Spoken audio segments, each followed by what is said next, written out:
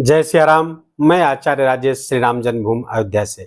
प्रिय दर्शकों, भोग विलास, ऐश्वर्य, आकर्षण, सौंदर्य, प्रेम, दाम्पत्य सुख, गीत, कला, संगीत, जीवन के समस्त भौतिक सुख सुविधाओं के दाता कारक ग्रह दैत्य गुरु शुक्राचार्य 12 जून की सायंकाल 6:37 पर अपनी वर्तमान वृषभ राशि को छोड़ करके बुध देव की साधारण राशि मिथुन राशि पर गोचर कर जाएंगे, जहां पर वो 7 जुलाई की प्रातः तक विराजमान रहेंगे। शुक्र देव का यह गोचर मीन राशि के जातकों के लिए बहुत ही महत्वपूर्ण है, बहुत महत्वपूर्ण है।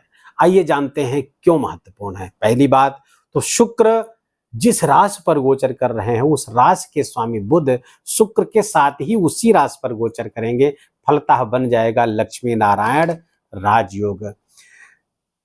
शुक्र के प्रतिनिधि देवी हैं मां लक्ष्मी और बुध के प्रतिनिधि देवता है नारायण अर्थात श्री विष्णु जी। तो लक्ष्मी नारायण राजयोग आपके सुख स्थान पर बनता हुआ दिख रहा है, पहली बात। दूसरी, बुध देव यहाँ पर आएंगे 14 जून को, शुक्र देव के 24 घंटे बाद यहाँ पर आ जाएंगे और भाद्र नामक पंच महापुरुष राजयोग बना करके बैठेंगे। तो राजयोग नंबर 2 भद्र पंच महापुरुष राजयोग। दूसरे, केंद्र का स्वामी केंद्र में ही बैठ रहे हैं, तो ये एक पद्म सिंहासन योग भी बनता हुआ दिख रहा है। हालांकि केंद्राधिपति दोष से भी युक्त है, लेकिन सकारात्मक परिणाम आपको ज्यादा ही प्राप्त होंगे।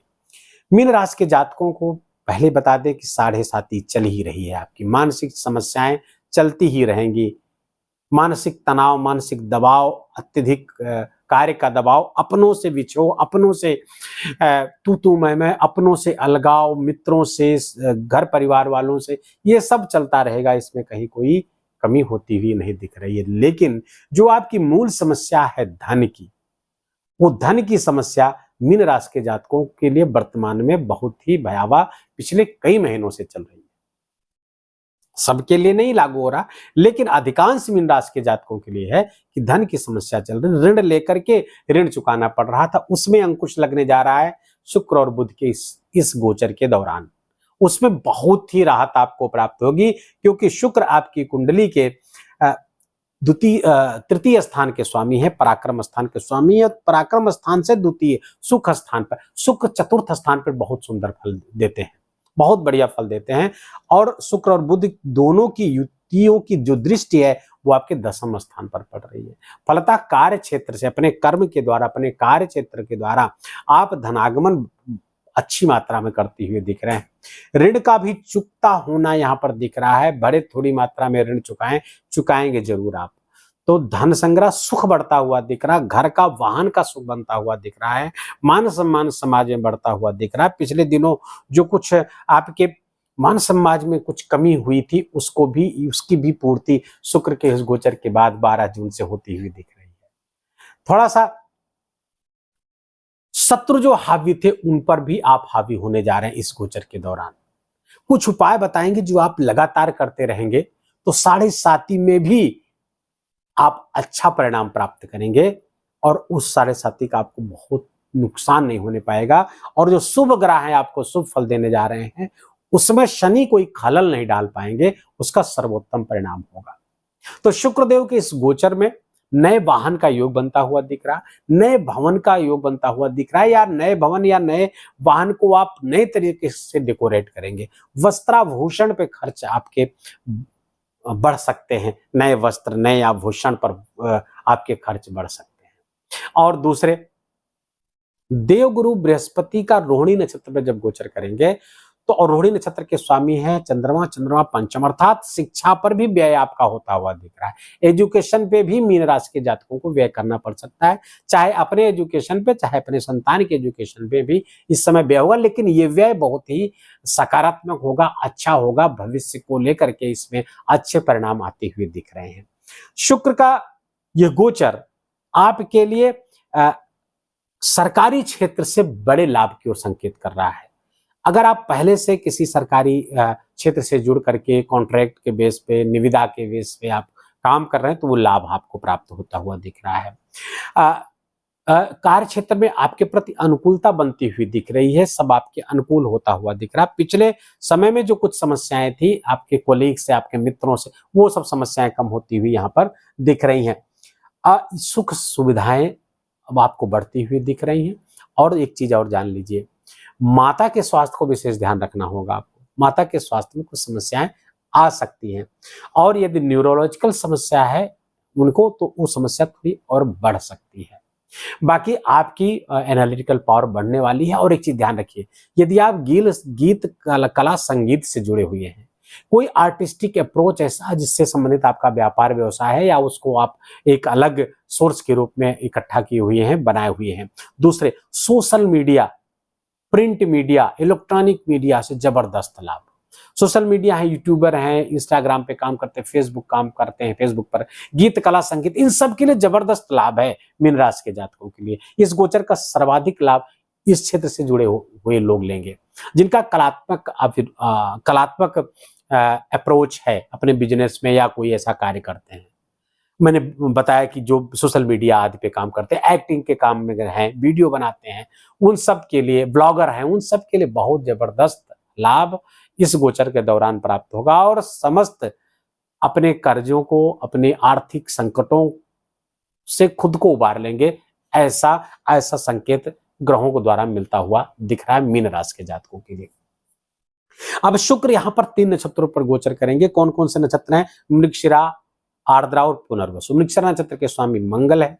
मंगल के नक्षत्र पर गोचर करेंगे शुक्रदेव। तो देखना होगा मंगल कहां गोचर कर रहे हैं। मंगल आपके धन स्थान पर गोचर कर रहे हैं, तो 7 जून से 18 जून तक धनदायक है। धन बढ़ता हुआ, बैंक बैलेंस बढ़ता हुआ दिख रहा है। प्रॉपर्टी का लाभ, खासकर पैतृक प्रॉपर्टी का लाभ आपको होता हुआ है, कुटुंब की संपत्ति का लाभ, और वो लाभ जो आपके इमूवेबल प्रॉपर्टी के रूप में, अस्थाई प्रॉपर्टी के रूप में, फिक्स्ड प्रॉपर्टी के रूप में आपको होता हुआ दिख रहा है। लेकिन कुछ कला का वातावरण भी हो सकता है, और थोड़ा सा चारित्रिक भटकाव के प्रति थोड़ा सा सावधान रहिए, क्योंकि शुक्र जब मंगल के नक्षत्र पर जाएंगे मृगशिरा पे, कुछ समस्या वहां कर सकते हैं।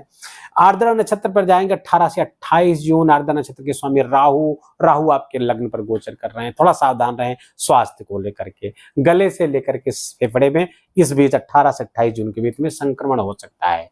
परेशानियां यहाँ पर आती हुई दिख रही हैं। स्मोकर्स हैं आप, कोई नशा के प्रति एडिक्ट हैं, तो बहुत सावधान रहने की आवश्यकता है, अन्यथा समस्याएं 18 से 28 जून के बीच आना तय है। पुनर्वसु नक्षत्र पर आएंगे 18 से 28 से 7 जुलाई के मध्य। पुनर्वसु नक्षत्र के स्वामी है देवगुरु बृहस्पति, और देवगुरु बृहस्पति वर्तमान में गोचर कर रहे हैं आपके पराक्रम स्थान पर। बाद में रोहिणी नक्षत्र पर हैं, और रोहिणी नक्षत्र के कारक चंद्रमा, तो यहाँ से भी लाभ आपका बढ़ जाएगा। शिक्षा से लाभ मिलेगा, उसकी चर्चा मैं कर चुका हूं। पराक्रम आपका बढ़ेगा, भाई बहनों का सुख सहयोग प्राप्त होगा, भाग्य का साथ मिलेगा, धर्म का साथ मिलेगा, पिता का सुख सहयोग प्राप्त होगा, लेकिन पिता के स्वास्थ्य का ख्याल रखना पड़ेगा। धार्मिक यात्राएं करनी पड़ सकती हैं आपको, जो आपके लिए लाभकारी होंगी। तो फलता मीन राशि के जातकों के लिए बहुत बढ़िया है। थोड़ा सा कानूनी अगर पहले से कुछ आपका समय चल रहा है कोर्ट कचहरी के मामलों में, आप इस समय की स्थितियों को अगर देखें तो आपको वहां से लाभ होता हुआ दिख रहा है, उससे निकलने का मार्ग आपको बनता हुआ दिख रहा है। दाम्पत्य जीवन में भी पहले से अधिक प्रेम प्यार बढ़ता हुआ दिखेगा। दाम्पत्य आपके जीवन साथी के जीवन में भी अच्छे परिणाम आते हुए दिख रहे हैं। उनका बौद्धिक कौशल बढ़ता हुआ दिख रहा है। यदि कंप्यूटर से या मीडिया आदि से जुड़े हुए हैं, वाणिज्य से जुड़े हुए हैं, शेयर मार्केट आदि से जुड़े हुए लोग हैं, उन सबको बहुत जबरदस्त लाभ होता हुआ यहाँ से दिख रहा है, क्योंकि सप्तम से दसम विराजेंगे, सुख स्थान पर विराजेंगे बुध, और भद्र पंच महापुरुष राजयोग बना करके बैठे हैं। तो कुल मिलाकर के वाणिज्य सेक्टर से लाभ होता हुआ दिख रहा है, फाइनेंस सेक्टर से, शेयर मार्केट से, ट्रेडिंग से, इन सब से बहुत अच्छा लाभ मिलता हुआ आपको दिख रहा है। यदि उपायों की बात करें तो सर्वोत्तम उपाय है आपके लिए लक्ष्मी नारायण कवच का पाठ करना। विष्णु सहस्त्र नाम का पाठ बहुत अनिवार्य है। मीन राशि और मीन लग्न जिनका है उनके लिए भी विष्णु सहस्त्र नाम का पाठ आपका अनिवार्य है। कोई काम करें चाहे न करें, विष्णु सहस्त्र नाम का पाठ, और कम से कम 2 पाठ अवश्य करिए, 3 हो सके तो और अच्छा। तो विष्णु सहस्त्र नाम का पाठ करें, और उसके बाद लक्ष्मी नारायण कवच को पाठ करें या श्रवण करें, यूट्यूब से वीडियो तलाश करके। तो और साथ साथ घी का दिया जलता रहे, ध्यान पूर्वक ये पाठ करते रहें। और कोई उपाय करने की आवश्यकता नहीं। गो सेवा जितनी संभव हो सके आप करेंगे, आपको लाभ प्राप्त होगा। वीडियो को ये समाप्त करेंगे। वीडियो आपको अच्छा लगा हो, आपके काम का लगा हो, मेरा बोलना आपका सुनना दोनों सार्थक हुआ हो, तो कृपा करके वीडियो को लाइक करिएगा, अपनों के साथ शेयर करिएगा। कमेंट में जय सिया राम लिखना बिल्कुल भी मत भूलिएगा, मेरा विशेष आग्रह है, क्योंकि जय सिया राम जहां से भी हैं वहां लिखेंगे, यहाँ अयोध्या में रामलला तक पहुंचेगा और उसके प्रत्युत्तर में रामलला का आशीर्वाद आप तक अवश्य पहुंचेगा। चैनल पर आपका प्रथम आगमन है तो हार्दिक स्वागत है। इसको सब्सक्राइब कर लीजिए, बेल आइकन की घंटी दबा लीजिए ताकि नए वीडियो का नोटिफिकेशन आप तक आसानी से पहुंचता रहे। अपना ख्याल रखिए, अपनों का ख्याल रखिए, माता पिता की खूब सेवा करिए, उनका आशीर्वाद लीजिए। जय जय सिया राम।